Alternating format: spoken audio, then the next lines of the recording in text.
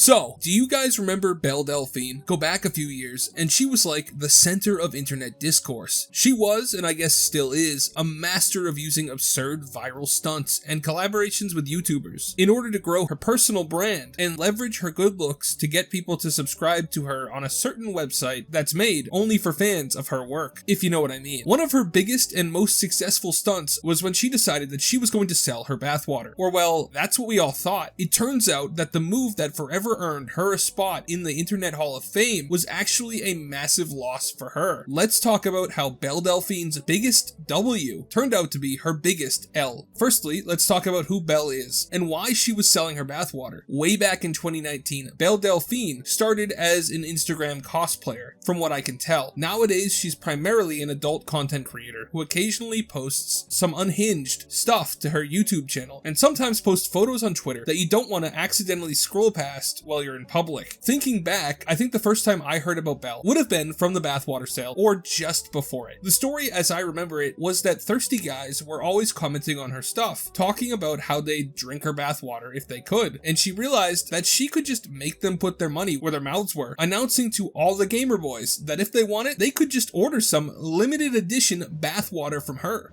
Rise up, gamer boys, it's time to get your gamer girl bathwater.